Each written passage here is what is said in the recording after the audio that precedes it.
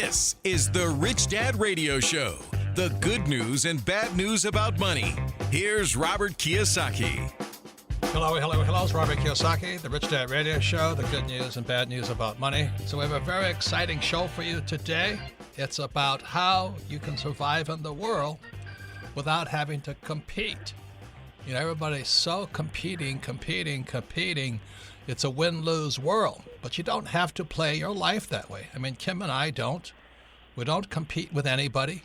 We make a lot of money. We do what we do, but we operate upon certain guidelines and principles, like we don't compete.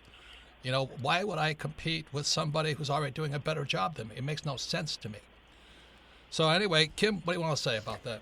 Well, I think we've kind of lived our life that way always. I mean, since I've met you, and we do operate on what we call generalized principles. And we've always looked at what can we create, what business can we create that nobody else is doing? Because if we're going to build another car, we don't need another car.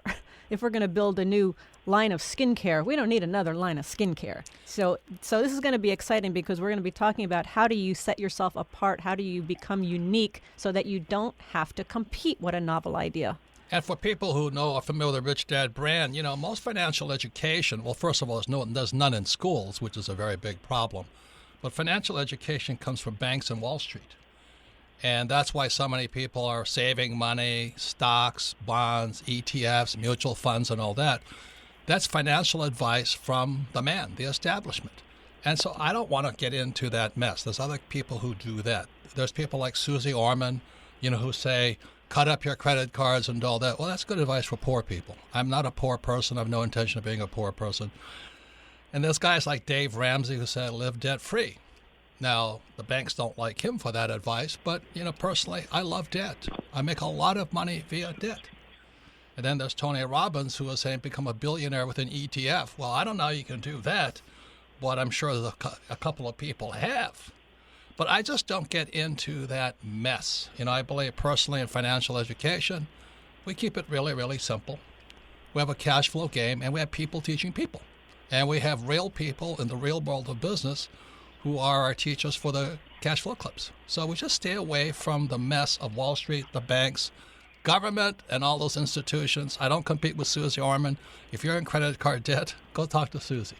You want to live debt-free and buy ETFs, that's Dave Ramsey and Tony Robbins. That's not what we do. So if you read the title for Rich Dad, Poor Dad, this is what the rich teach their kids about money that the poor and middle class do not. I personally don't save money. I personally use a lot of debt, hundreds of millions in debt, and we don't call our house an asset. So those are the very big different thing. But our business is run on people teaching people via the cash flow game. And our cost per person is very low because we don't charge them any money. And that's kind of been the philosophy and why Rich Dad has done so well. So I'm very happy to have Renee Mauborgne, and she and Chan Kim have done fantastic works with the book is called Blue Ocean Strategies in 2005, and her latest book is Blue Ocean Shift. And what I'm very happy about is Renee has been able to put into words that corporate America and hopefully the education system can hear, because you don't have to compete. You see, in the real world, your only competition is the future. It has nothing to do with Tony Robbins or for me or Dave Ramsey or Susie Orman or the banks or Wall Street. It's really what are you going to do in the future? Your competition lies in the future, not in what people are doing today. And the good news is if you focus on what's going on in the world today, there's more opportunity than ever before, as long as you don't have to compete against some other person who's doing a better job than you. That's it. So, Renee, welcome to the program.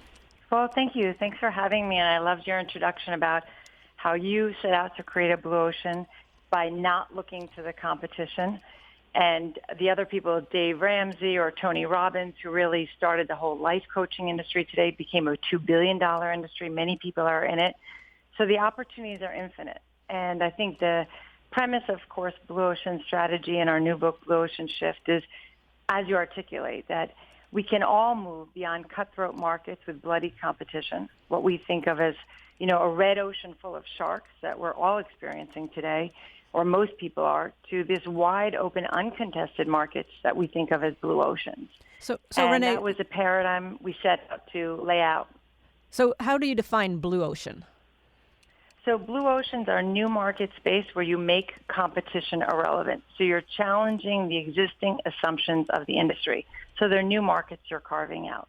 Yeah, but also it's how you reach them with the things like that. Like, I was on a debate years and years ago, and the guy was a Michael Porter fan, and he's a very articulate person from Harvard, I believe, and he is all about competition.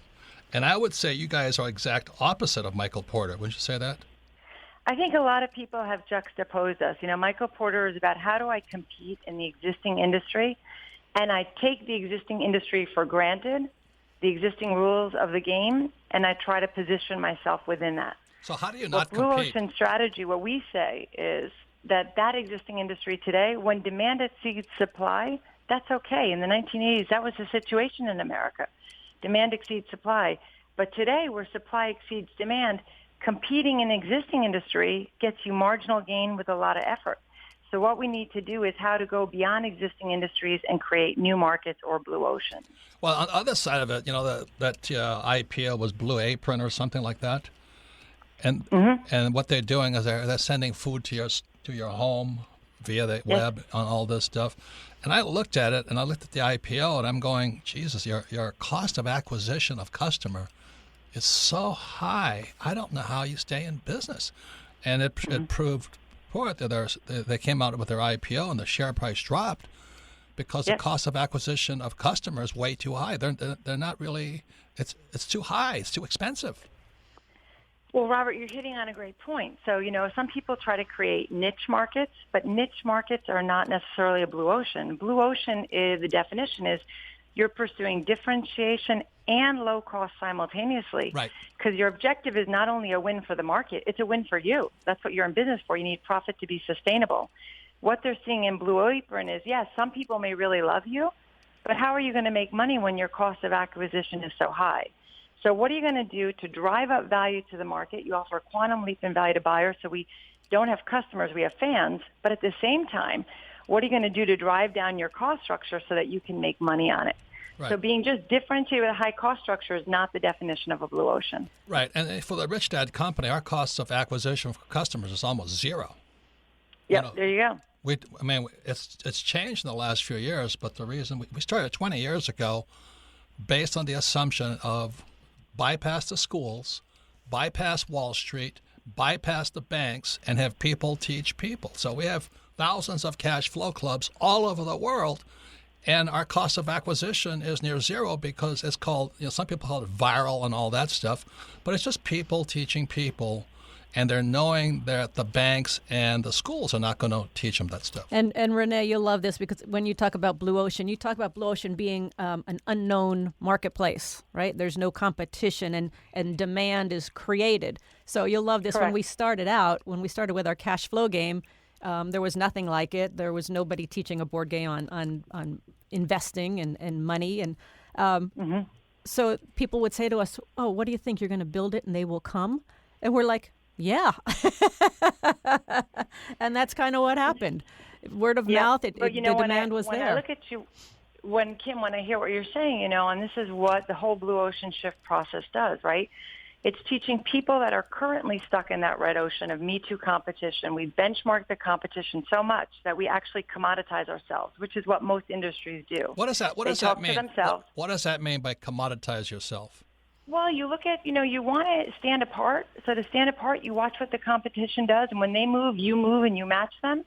And without you realizing it, you all start to mimic one another and look the same. So in your effort to stand apart, you actually look exactly like them. So you look at any bank in the world, you walk into anyone, other than the language, almost all the same. Any gas station in the world, almost all the same. You go to a classical music orchestra in the world, almost all the same. They're internally talking to each other within the silo of their industry, and they all start to look the same. So in their effort to stand apart, they ironically make themselves look like one another. Amen. And then they wonder why they're a Me Too. And Amen. yet they're so tired and exhausted. Yeah, what you're saying is so valuable for most people because they're like sheep. they just follow the herd. I was being interviewed by this reporter, and as Buffett says, our economy is only as good as our financial reporters, and I think that's why we're in trouble. But this person kept saying, "Tell me what to do. Tell me what to do." And I said, "If you can't think for yourself, why should I tell you what to do?"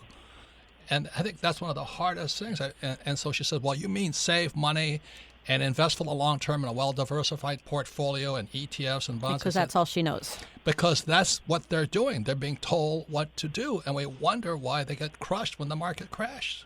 It's really, it's tragic. So we're so contrarian in the marketplace. That's what gives us kind of an edge, but it also keeps us in a lot of trouble with the establishment. Yeah. I think you're hitting on another very important point here, though, in a sense. One is, of course, the more you look to the competition to beat them, the more you end up looking like them. Amen. Yes. So Amen. You make yourself similar to everyone else. So you can't look to the competition for insight if your attempt is to create a new market space. But the second thing is, people are asking, how do I think? You see, we're so trained to look to the competition in business because that's something tangible in front of us. There's lots of tools and processes to how to benchmark rivals and do better than them. But what the market hasn't had are practical tools and steps to go from competing to creating. So when, a long time ago, quality was something that no one could see or touch. But Six Sigma comes along and said, there's a process for it. Suddenly, everyone else has iOS standards today across the world they never imagined because we taught people how to think. So some people like yourself, Steve Jobs, you're intuitive. You get it. You're naturally moving. You're a natural blue ocean strategist. A lot of people aren't, though. And the question is, how do we make the ordinary people extraordinary? How do we make them understand how to see new opportunities when all they see are tired red oceans around them? And I think that's one of the things we're excited about is giving people some tools and some practical steps that they can do to start thinking differently so they can see opportunities instead of seeing the red oceans around them. Once again, how do you shift from red to blue? All right. Once again, Robert Kiyosaki, Rich Dad Radio Show. We have a very important guest. Her name is Renee Mauborgne, and she is talking about Blue Ocean Shift, Blue Ocean Strategy, her books. And in other words, the way I used to say it, there's a world of abundance. There is so much money out there. I just can't understand. Like unemployment's going up again and all this stuff. And then people sit there and watch that stuff, and I'm going, geez, there is so much money. There is so much opportunity, but they're clinging to job security. They go back to school to look for a job that doesn't exist anymore. And I'm going, you guys nuts. So this is a very, very important book for those of you ready to shift from red oceans, which is competition, cutthroat, and nastiness. Which is cutthroat competition that turns the ocean bloody, which is why it's called Red Ocean. And then the blue ocean. So we come back, we'll have more Renee Mauborgne, and she'll be talking more about how you can make the shift. Look, ladies and gentlemen, there's more money in the world than ever before, but there's also more competition from people who cannot think. You're listening to the Rich Dad Radio Show with Robert Kiyosaki. Thanks for tuning in to the Rich Dad Radio Show. If you like what you're hearing, go to iTunes or Android, subscribe to the show, and leave a rating and review to help other financially minded people like you find the Rich Dad Radio Show. Thanks for tuning in and keep on learning. Every business owner and real estate investor needs asset protection. Entities like LLCs, S or C Corps are vital to protect yourself and your business. Let Corporate Direct guide you through the process of forming a corporation or LLC. Corporate Direct is owned by Rich Dad advisor Garrett Sutton and is Robert Kiyosaki's choice for corporate formation. Mention Rich Dad and receive $100 off a formation. Call 800-600-1760. That's 800-600-1760. Or visit online at corporatedirect.com. That's corporatedirect.com. Your financial education continues. Now back to Robert Kiyosaki and the Rich Dad Radio Show. Welcome back, Robert Kiyosaki, the Rich Dad Radio Show, the good news about money. And we're talking about sailing away out of the red ocean and get into the deep blue waters of money and plenty, and not all that stuff you're taught in, I guess, business school, how to compete, how to be a better competitor and all that. Look, ladies and gentlemen, your only competition is the future. If you're not preparing for the future, you're going to be wiped out. It's already upon us.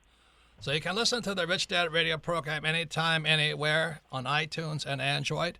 And all of our programs are archived at the Rich Dad Radio Show because we archive them because two things. One is repetition is how you learn better. So you listen to this program again, you'll learn even more about how to get into the blue ocean and stop worrying about job security and making enough money, because there's plenty of money out there. And the second reason, if you have friends, family, or business associates who do need to listen to the story of the blue ocean versus the red ocean of scarcity and lack and competition and nastiness, well, tell them to pull their head out of where, get the Blue Ocean Shift book, Blue Ocean Strategy book from our guest, Renee Mauborgne, because that's really the way the Rich Dad Company operates. We don't compete.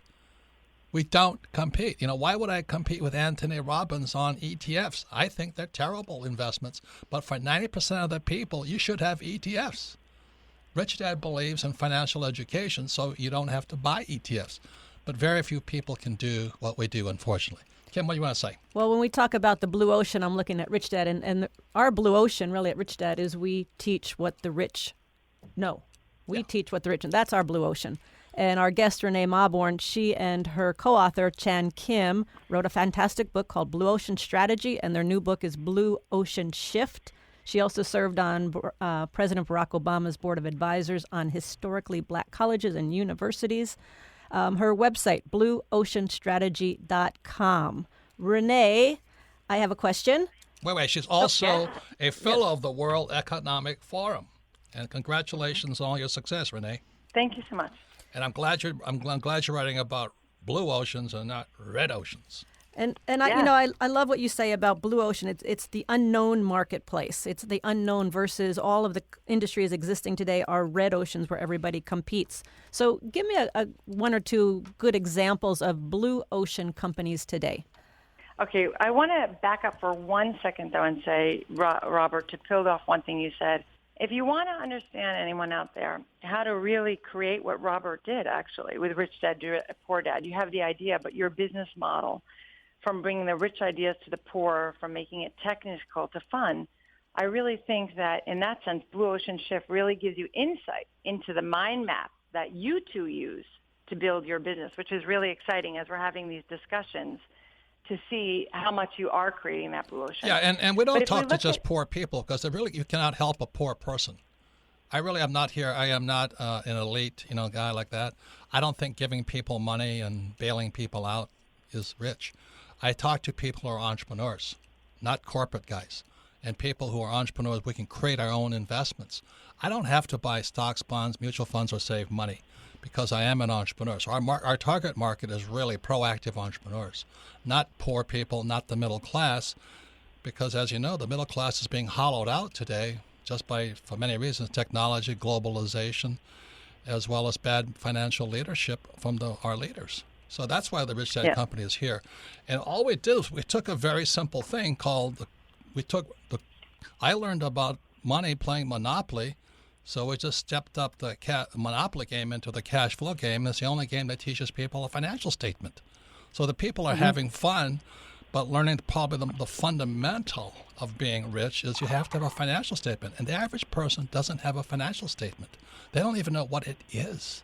They don't have all they have is a FICO score. That is how illiterate people are. So I had to find a way of teaching people that was simple enough they'd have fun learning. That was our process, right, Kim? That was it. That was 20-something years ago. Yep. And it's people teaching people, bypassing schools and bypassing the financial system. I love my bank. The bank gives me lots of money. I love those guys. But I don't want to save money with them. There's a difference, okay? So, Kim, to go to you. So, when we started our research, we started studying all organizations that created Blue Ocean. So it could be Apple, it could be NetJets, it could have been Cirque du Soleil, a wine that took over America, Yellowtail that did fantastically, created a new market by making a wine that's fun and accessible that you drink every day, not only on special occasions. Renee, I hate to tell you this, but Kim really despises Yellowtail. Really? Okay. I like the story. No, it's a great it's a Renee, great business story. Renee, It's not my wine. I read your piece on Yellowtail and said, I have a wife who's a wine snob. So I thought that was funny. But it was a great example. Yes, it's a great example. Very powerful to pull in all new people to the market, Yeah, right? yeah. Wine is small. But what really happened then, if I say, is how many people came up and they said the exact same thing that you were both raising. But my issue is I'm not run by Steve Jobs, and I don't have Robert Kiyosaki or Kim as my leaders, and I don't have Warren Buffett owning me or Guy Liberté who created Cirque du Soleil. I'm an entrepreneur. I'm aspiring entrepreneur, but I'm not them. How do I, therefore, challenge the assumptions of my industry and move from red to blue? Because that's my ambition. I don't want competition, but show me how to get there. So that's where we did for Blue Ocean Shift. We spent the last 10 years studying organizations and companies around the world, national governments, independent and entrepreneurs that are applying the ideas to shift from red to blue. So let me share with you just one example of that, if I may. So here's this French multinational, old company. It sells, of all things, electric French fry makers. It's one of them, right? And they're all struggling in this bloody red ocean. They sell to hypermarkets. We all know how intense that is. And the whole industry is only competing on price. It's declining in value 10% a year. So people are like, well, what can we do? So the head of electrical cooking sets out and he says, you know what? I want to apply this blue ocean approach, and I want to see if we can challenge the assumptions and think differently. We've always thought we had to follow the competition, but let's take a breather and see if we can think differently. They start to apply the tools, and as they do, they first find out, of course, that they all look alike because they've all looked to one another. That point about benchmarking competition makes you like everyone, doesn't let you stand apart. Second thing they found, though, in looking at the process is that they discovered there were two assumptions the entire industry acted on that defined the essence of the industry that no one ever questioned. And what were they? That making a French fries requires frying and oil. That's so obvious. But those assumptions were so paramount to the industry that no one ever thought to question them. And when they went through the process, they started to find out that by not questioning them and not even thinking through them, it created a host of problems for buyers. So if I have a French fry maker, buying the oil is expensive. It's dangerous to use when it's hot in my home. I can't throw the oil out. I don't know what to do. It makes cleanup really hard. My house smells, and the French fries have so many calories. And they said, why should we compete along that? Why do we have to make the best French fry maker? Why can't we redefine the problem of the industry and figure out how can we make great French fries with no frying and no oil and remove all those pain points our industry has imposed on buyers and never even thought about it because we thought that is the definition of a French fry maker. And what they came up with is a product called ActiFry. It was a French fry maker that uses high force. The French fries go around only at the last second, sprays at very high heat, 1 tablespoon of oil on 2 pounds of fries. So what's the bottom line? The bottom line is I have a French fry maker that requires 1 tablespoon of oil, drops calories by 40%, drops fat by 80%, makes cleanup easy. I don't need to buy the oil, and it doesn't even smell in my French fry maker. And the minute I do that, I start to find out I can pull in all non-customers to my industry. These are all health-conscious people because most people love fries, but they'll say, no, not me. I've got to watch my waistline. I'm not going to buy a French fry even though I want one. That's my favorite but they made luxury it accessible food. to them. It's my favorite luxury and food. So what happens? The demand for the industry grows up by 40% because of the launch of the product. The price point goes up by more than 30% because they're able to do this. And Oprah Winfrey gets a hold of one. She tweets how much she loves it without the company paying her to do it, she announces, and the stock price goes up 5%. But here's a perfect example of a company. And 10 years out, they're still the market leaders in what they're doing around the world. And this has gone global, this product. It's called ActiFry. And because they questioned that, redefined the problem in it, they were able to see all the pain points their industry imposed that they never even noticed, right? And I think that was the power, and that gave them the insight to redefine the problem and create this whole blue ocean where they had no competitors, took an industry declining by 10% in value, grew it 40% in value, got Oprah to tweet, created fans. There's so many YouTube videos on it, and lifted the price point of the industry. That's the power. And that's what this process does. It teaches you how to question those assumptions that we don't even know we're making, and how to pursue in that process who are the non-customers that we could pull in to grow the industry. So I go back to you two. Look how much you're growing the industry, putting the lessons of the rich in the hands of every entrepreneur, decoding that, but doing it in a fun way through your games, not just a technical, boring way in coaching, right? And you're growing more and more and more demand. We're serving the people. That's what that process lets you do. Our number one focus is how many people can we serve, not how much money we can make. That's a very big difference. So once again, our guest today is Renee Mauborgne, and she's talking about how you can go from red ocean to blue ocean, which is really what very important book. Her latest book is called Blue Ocean Shift, but her book that came out in 2005 was called Blue Ocean Strategy, and her website is blueoceanstrategy.com. And for all of you who are kind of struck, and you use the word quite a bit, it's kind of a paradigm. It's how you look at something. And the thing that I've always been saying to somebody is, why would you save money when the government's printing money? I get so much pushback from that because they've been told to save money. Or what about job security? I said, can't you tell there's less and less job security? But people cannot shift because the paradigm was they were taught by mommy and daddy to go to school, get a job, save money, and buy a house and invest in the stock market. And the reason they can't change is because those paradigms are in the way. So we come back, we'll be talking more to Renee. Again, her book is called Blue Ocean Strategy, came out in 2005, member of Barack Obama's Board of Advisors, and also member of the World Economic Forum. And the new book is called Blue Ocean Shift, Beyond Competing, Proven Steps to Inspire Confidence and Seize New Growth. So if you are looking for how to go from red ocean to blue ocean, this is your how-to manual. This is how you do it. You're listening to the Rich Dad Radio Show with Robert Kiyosaki. Rich Dad Coaching offers a phenomenal variety of services and custom strategies, all aimed at ensuring a secure, comfortable, and rich future for you and your family. Now you can get weekly access to exclusive Rich Dad coaching services through our live stream events. Go to richdad.com and click on the On Demand banner at the top of the homepage. Great new videos are updated regularly. Get inside knowledge and insights from Robert Kiyosaki himself, Rich Dad coaching professionals, and more. Go to richdad.com and click on the On Demand banner at the top of the homepage. This is the Rich Dad Radio Show, the good news and bad news about money. Here's Robert Kiyosaki. Welcome back, Robert Kiyosaki, the Rich Dad Radio Show, the good news and bad news about money. And you can listen to the Rich Dad program anytime, anywhere on iTunes or Android. And all of our programs are archived at richdadradio.com. We archive them so you can listen to them again, because repetition is one of the best ways to learn. Many times, I've gone over this one book now 7 times. And every time I go through it, I read and hear something new because it's worthwhile going through. So Rich Dad Radio archives our program so you can listen to it again, especially this program, about how you can see the blue ocean instead of the red ocean.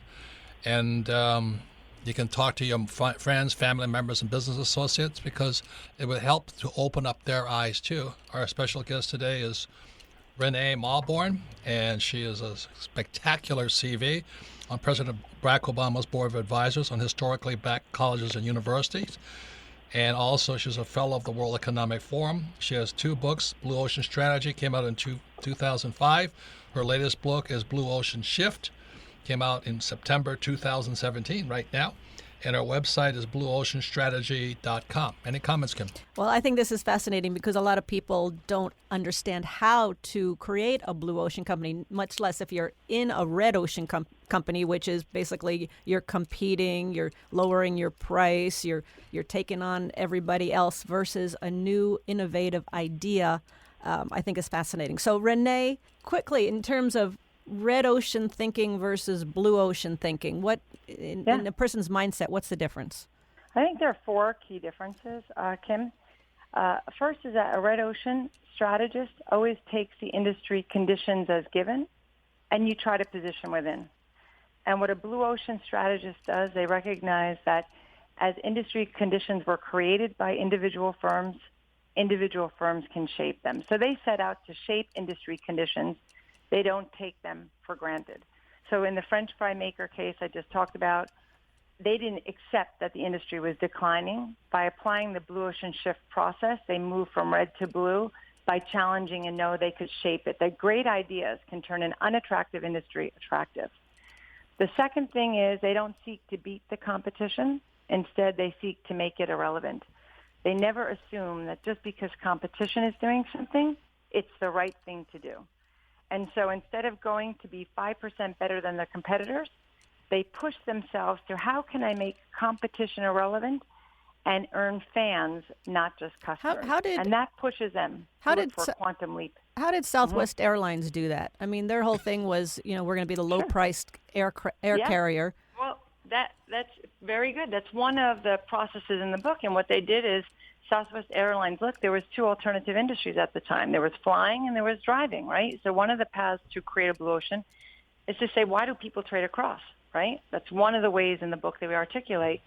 You choose flying not for first class, business class, not for food. For only one reason does that industry exist, speed. And then they say, well, why do people drive? Frequent departures, and I leave when I want, lower cost. And what they said is, can I combine the best of those two industries, eliminate everything else the industries compete on, and create a blue ocean? So what are they? They are frequent departures at low price with a speed and actually faster than an airplane because they go from the secondary airports, right?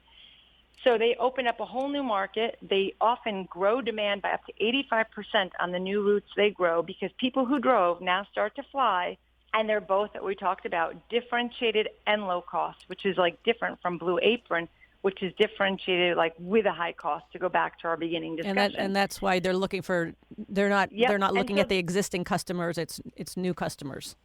Well, they're doing two things. One is they're not benchmarking existing airlines, because if they did, the more they looked to the existing airlines, the more they would have looked like them, right?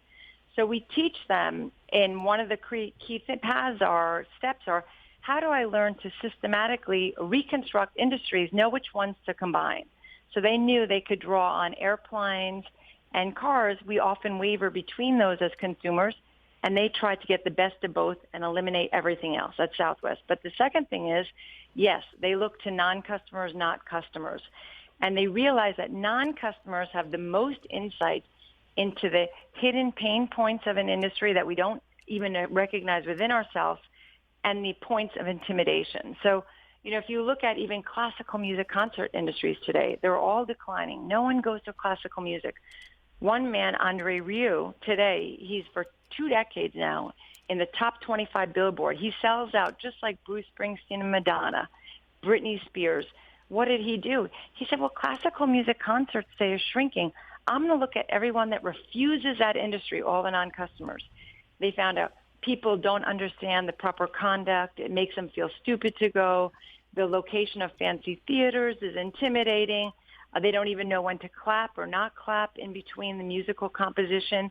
It's kind of an uptight feeling as opposed to being relaxed. And so what he did, he shifted from red to blue by saying, I'm going to take this industry and make it very emotional and fun. He reconstructed elements of pop concerts with classical. He has light music, classical. He does waltzes, but he has fireworks, and then he has Mary Poppins coming down on a light, and he has some Celine Dion songs, and he lets waltzing in the aisles. And he has created, so his concerts often have 10 to 15,000 people versus a regular orchestra, and his profit is enormous around the world. And then, Robert, to your point about costs, he has, I think, 50 members of his orchestra versus more than 100 of an average orchestra because he uses the amplifier system. He has 50 musicians versus 118 for the average orchestra, 60 administrative staff versus about over 150 for the average orchestra, and he only performs 85 times a year versus 120 concerts. So what am I doing? I'm dropping my costs. But what is his revenues? $58 million a year versus like the New York Philharmonic is around 30. Almost double. So what am I doing? I look to all my non-customers. I find out why they were turned off by the industry and intimidated.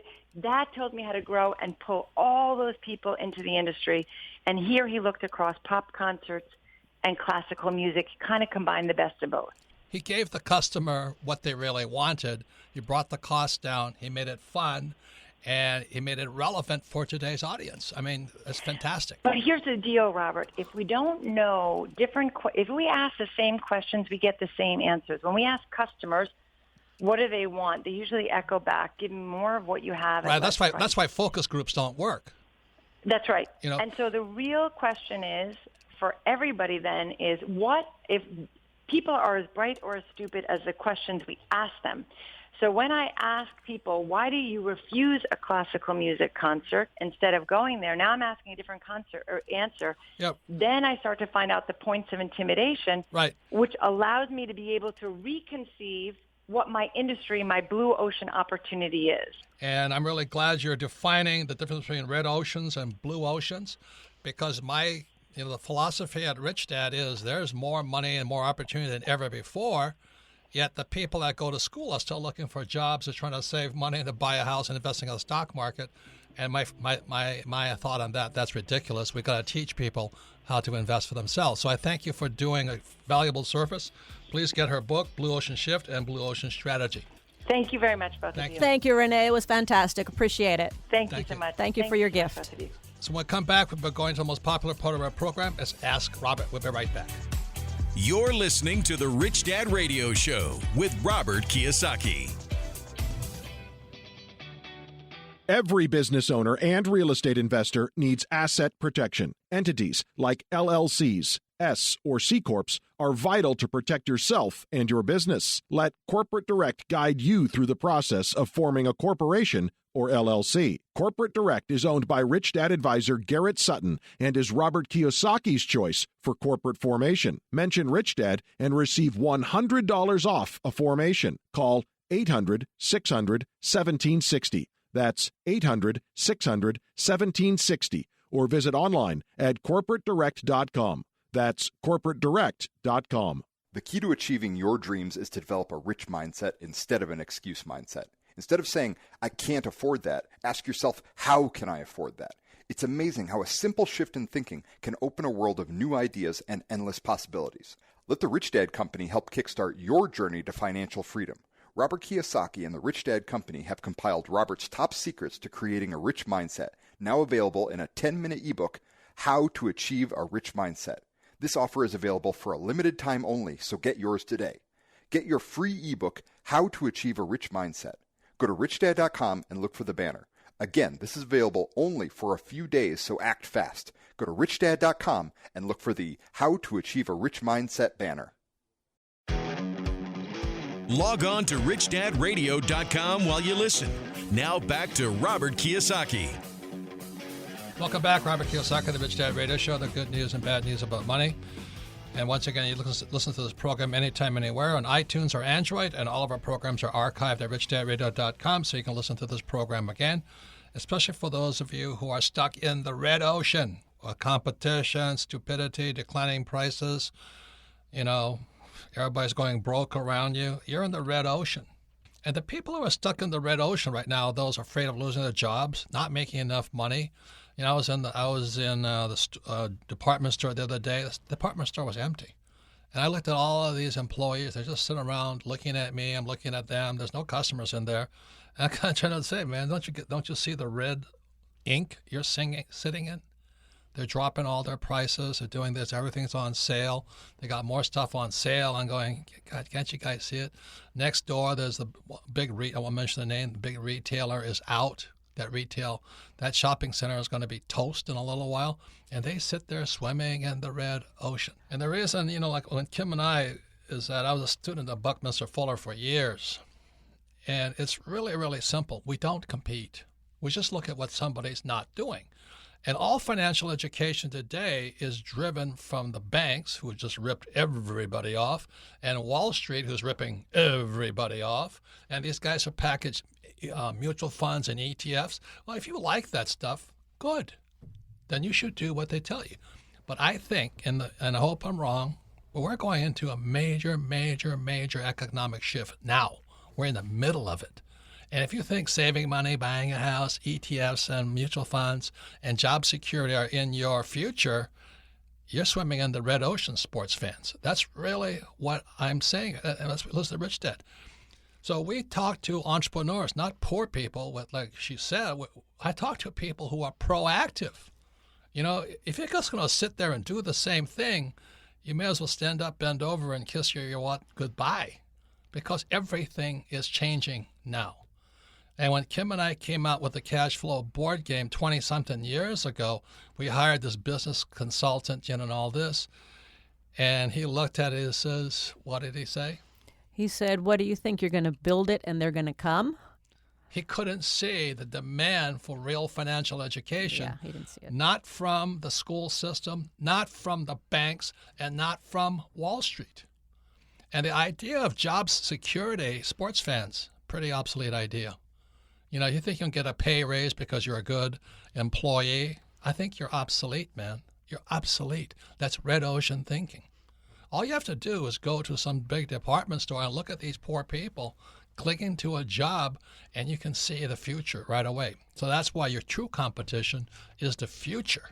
And if you're still clinging to old ideas, let's go to school, get a job, save money, get out of debt, you're swimming in red ink right now. Comments? Well, and that's what Renee was talking about with Blue Ocean. She's talking all these examples of companies that shifted from red ocean to blue ocean. What they did is they questioned the assumptions. So what you're saying, Robert, is you as an individual need to start questioning your own assumptions of save money, get out of debt, invest in mutual funds, get a safe, secure job, buy the house, have the American dream. All of these assumptions, you got to start questioning your own assumptions because you're actually probably stuck in your own red ocean.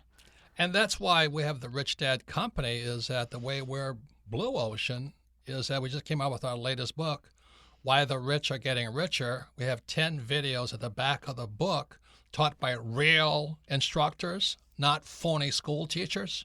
And what I mean by real is people who are doing the real thing. Like Kenny McElroy, every day he is in real estate. Tom Wheelwright, every day he's in taxes. Andy Tanner, every day he's in options, markets going up and down. Darren Weeks, every day he's in raising capital. The problem with most school teachers, they're not doing the real thing. They're talking about it. So this cash flow kit, right now we have people all over the world, been doing it for 20-something years. People teaching people, bypassing the school system, bypassing the banks, bypassing Wall Street and all this, so you can think for yourself and maybe make your own decisions. And by the game, one game can teach thousands of people. That's a very efficient system of teaching. Or you can go to school and come down loaded with student loan debt and learn nothing about money. So that's why Kim and I, 20-something years ago, we launched the Rich Dad Company for a blue ocean. We make so much money. On top of that, we invested in apartment houses, not houses. And apartment houses are now the kick butt, right? Everybody's in apartment houses. Look all around my office here. 20 years ago, there was no apartment houses. Now, everywhere there's apartment houses, right, Kim? There are. And I look at the Rich Dad Company, and when we sat out and we said, what are we going to do? One of the first questions we ask is, what is needed and wanted that nobody's doing? And how do we reach more people? How do we serve more people at a lower price? It's really quite simple. It's not about how much money we can make. And when that corporate guy said, well, if you build it, they will come. Well, guess who he's teaching for now? He's teaching for a competitor. Anyway, so it's kind of interesting, sports fans. I won't mention the name, but it's an interesting time because most people are not creative thinkers. They can't think differently. Yeah. As Apple says, think different. Yeah, and look at, we know we watch Shark Tank sometimes, and now you look at those people coming up, and are they just a new version of another product, or are they really creating something new and innovative that nobody else is doing? Steve Jobs was innovative. Very. And he's ripped out some of it. Another thing I want to talk about is Bitcoin. Everybody's asking me about Bitcoin. I was talking to a banker. He says it's one of the, he says, got to be very careful because it's a big scam right now. But he says there's something about Bitcoin that will destroy the world. I said, what is that? He says blockchain. He says blockchain will put bankers out of business. So it's not so much Bitcoin. If you want to play with Bitcoin, you might as well play the stock market or flip houses, stuff like that. That's Bitcoin. But there's a new technology underneath Bitcoin called blockchain that if you're a banker right now and you think your job is secure, you may want to stand up, bend over, and kiss something goodbye because it's going to change on you. And that's what the Rich Dad Company is saying. You better start thinking differently. So we're going to Ask Robert. You can submit your questions to Ask Robert at richdadradio.com. And for those who have an opportunity, please get my latest book, Why the Rich Are Getting Richer, and possibly join a cash flow club and start learning, start doing the real thing out there and learning from real people, not school teachers. First question, Melissa. Our first question today, Robert, comes from Jordan in Boise, Idaho. Favorite book, Rich Dad, Poor Dad. What was your business's original mission, and how has that mission evolved in the time since? It has never changed. What's the mission, Kim? Mission is to elevate the financial well-being of humanity, and we came up with that in 1996, and that's still the mission today, and we live it, we breathe it, our company does, and that's what we continue to do. Whatever our new venture is, whatever we take on, that's the mission. And it's exactly what Renee Mauborgne was talking about, is that in 1996, the economy was booming. Everybody was in stocks, bonds, mutual funds, flipping houses and all that. And then what happened is the dot-com boom hit, the stock market crashed, real estate market crashed. Everything we were preparing for came true. So the mission of the Rich Dad Company is even more true, because if you're sending your kid to school for a safe, secure job, even schools are changing. You know, they're saying don't send your school for a college degree, send your school to become a plumber or a tradesman or something, because a college degree doesn't mean that much today. You know, all you're going to do is be an employee working for some idiot like me. So we really got to start questioning everything right now. Well, and Rich Dad, Poor Dad, one of the biggest assumptions that you put out there to question was your house is not an asset. That was a big question, an assumption, because everybody considered their home an asset. And every idiot still says, you said to save money. I didn't say to save money. I said use debt to acquire real estate and pay no taxes. That's what the book, Why the Rich Are Getting Richer, is just on your shelves right now. Brand new book. It's the advanced version, graduate school for Rich Dad, Poor Dad readers. But I don't save money because money is trash. They printed so much of it during the crash of 2008. Why would you save it? There is more money sloshing around today than ever before, and the poor middle class are getting poorer. That's because they have old assumptions. They probably went to school, and they can't think differently. Next question, Melissa.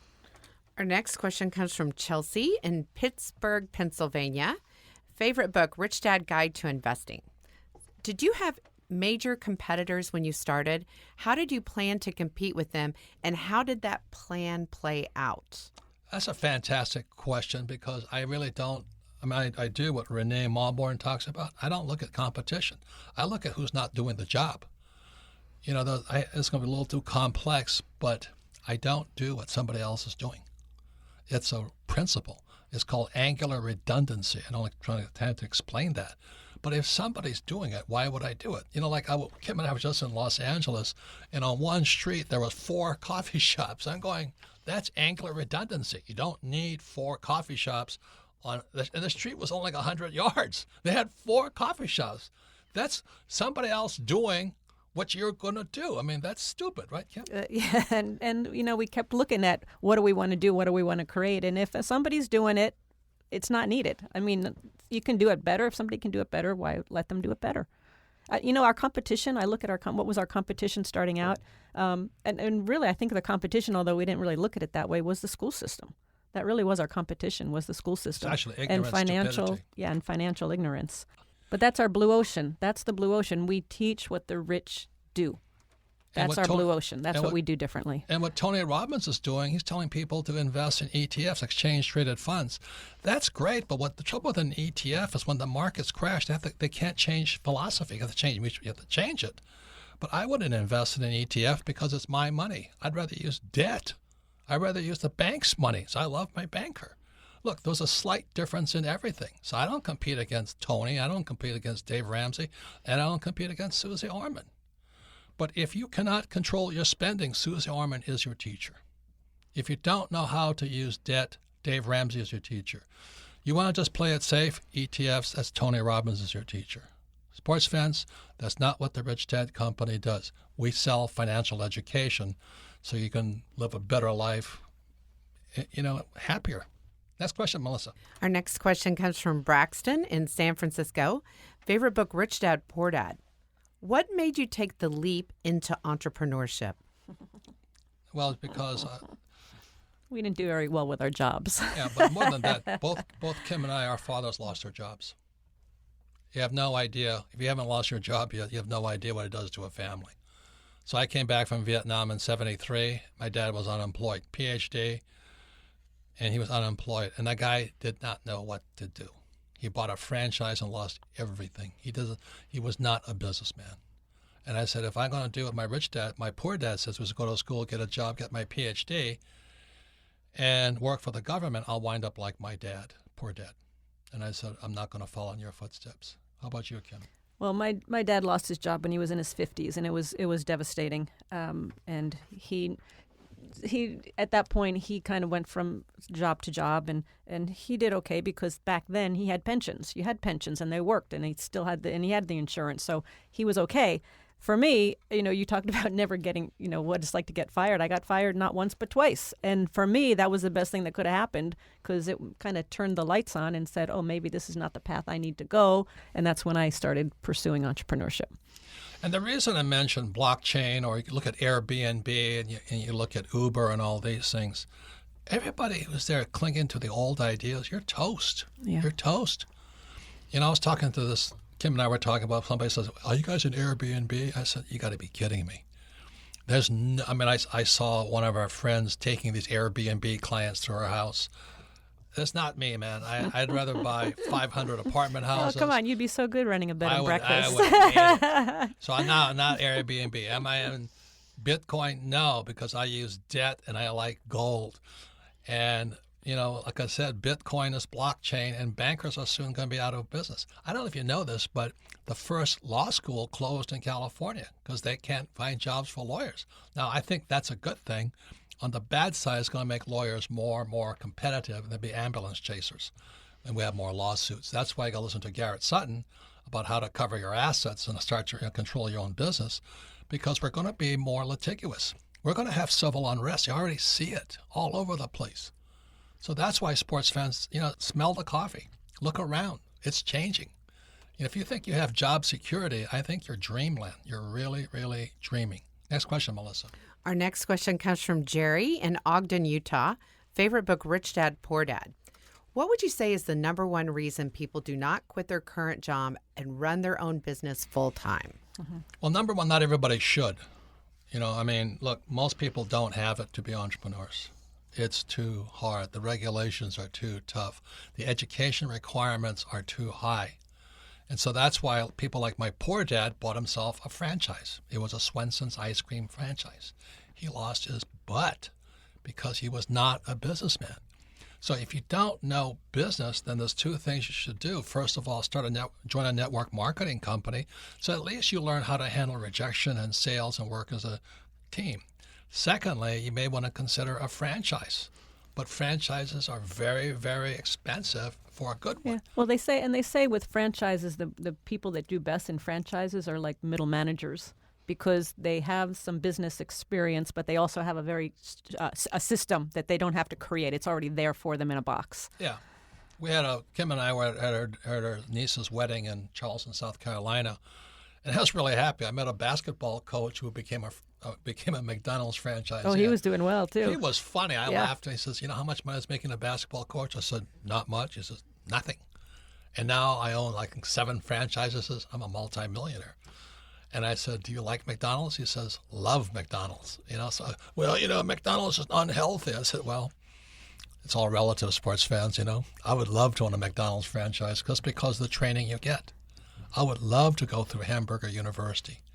You know what I mean? So that's why you do something, is for the education you get, not the money. Yeah, and that's a really good point, because if you're going to start your own business, if you're starting it and the goal is because of money, forget it.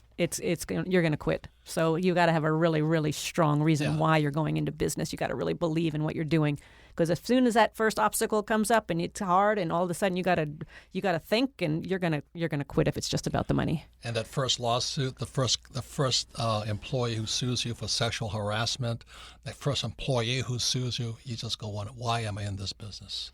So once again, I want to thank Renee Mauborgne. Fantastic book. Blue Ocean Shift, Blue Ocean Strategies. Our website is blueoceanstrategies.com. And thank you for submitting questions to Ask Robert. You can submit your questions to AskRobert@richdadradio.com. And thank you all for listening. Remember, there's a big blue ocean of abundance out there. Swim in it.